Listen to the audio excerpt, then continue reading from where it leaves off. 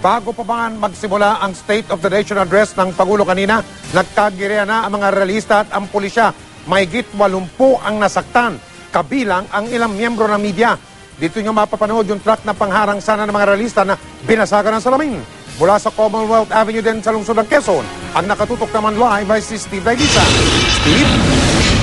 Mike, di bababa sa 100 yung bilang ng mga sugatan nang sumiklab ang kaguluhan dito sa bahagi ng Commonwealth Avenue. Ilang minuto yan bago magsimula ang sona ni Pangulong Ninoy Aquino. Ang sabi sa atin ng kapulisan, Mike, hindi raw sila nagkulang sa pagbibigay ng seguridad. Pero ang sabi naman ng mga realista, hindi raw sana sisiklab ang gulo kung hindi bitin na bitin ang inilaan sa kanilang pwesto. Ito ang sukdulang pagtatangka ng mga realista na makalagpas sa barikada ng pulisya. Nung unay ilan lang ang nakalusot sa westbound lane ng Commonwealth Avenue. Maya-maya pa ang bakod na ito sa island ng kanilang pinunteriya.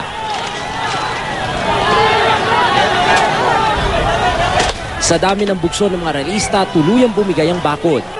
Naokupahan nilang kalsada, naharangan ng mga sasakyan dumaraan sa bukod-tanging lane na bukas sa Commonwealth Avenue. Sumugod ang mga taga-Civil Disturbance Management Unit ng NCRPO at QCPD.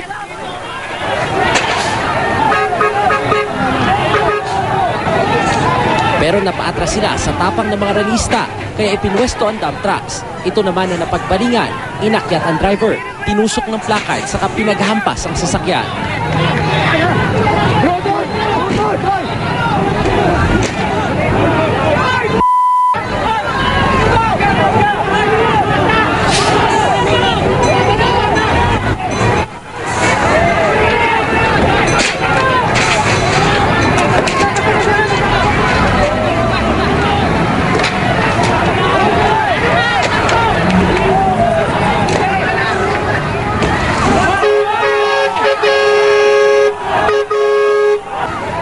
Mas lalo pang uminit ang tensyon, kapit-bisig na lumusog muli ang mga realista. Maya-maya pa, umulan na ng mga bato.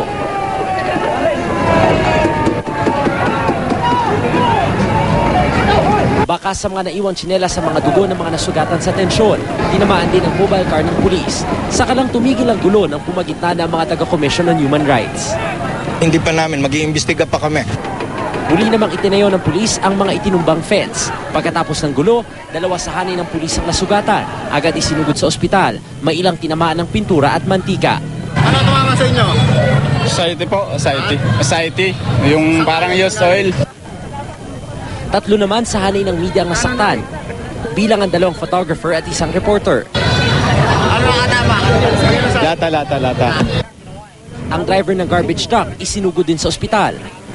Ito yung isa sa 3 garbage truck ng Quezon City na iniharang dito sa westbound direction ng Commonwealth Avenue para pigilan yung mga realista kanina. Pero kita nyo naman, ayan, pinaulan na ng bato. Halos mabasag na yung windshield. Umabot nga yung bato hanggang dito sa loob. Ayan, may mga tipak ng bato dito sa loob. Pati raw yung susi nitong truck na ito, inagaw na raw ng mga realista kaya hindi na rin mapaandar ng mga pahinante. Ano nangyari dun sa driver nyo? Napilaya sir, pila yata dito. Tinamaan ng Pumalo. Saka dito mga lugat na. So siya yung pinagpapalo? Opo. Sabi ng kapulisan, pinairal daw nila ang maximum tolerance. Hindi raw sila nagkulang sa pangangalaga ng seguridad. Sapat din daw ang bilang ng mga pulis. Baka yung pagkukulang dito sa pagdating sa dami at saka sa bilang ng mga pulis maging dun sa mga ipinwesto nating mga dump truck? Wala naman. At ito naman, appropriate naman yan. Nakita nyo naman, so far, nakahold pa naman kami rito. At we will employ all our people efficiently. Sa taya ng grupong karapatan, nasa mahigit 80 raw ang nasugatan sa kanilang hanay. Pawang mga kabataang lumahok sa kilos protesta. Pero di naman daw sana mangyayari ito kung di lang sila inilayo sa dating pwesto. Isang demokrasya, hindi dapat matatakot ang presidente sa mga mamamayan nila, lalong-lalo na sinasabi niya kayo yung boss ko. Pero kung ganyan, masyadong malayo ang pagitan ng batasan at pagpinagdadausan ng counter-protest, it doesn't speak well. Mike, pagkatapos ng sona ng Pangulo ay kusa rin namang nag-disperse itong mga realista. Kaya sa mga sandaling ito, yung magkabilang lane, east at westbound direction itong Commonwealth Avenue ay bukas na sa daloy ng trapiko. Nakakaroon lamang ng pagbabagal dito sa eastbound direction. Ito yung mga sasakyan pa rin na patungo naman ng Batasan at Sandigan Bayan. Mike. Steve, may mga na-aresto ba, Steve? Yan yung ating paring inaalam kanina, Mike, dahil ang binanggit sa atin kanina, partikular nung mga realista, 10 raw dun sa kanilang mga kasamahan yung isinugod sa ospital. Yung pulis naman, 2 rin yung isinugod. Pero ang sabi sa atin kanina ni Chief Superintendent Mario de la Vega ay mag-iimbestiga raw sila at magsasampa ng kaso kung kinakailangan, Mike. Maraming salamat, Steve Dailisan.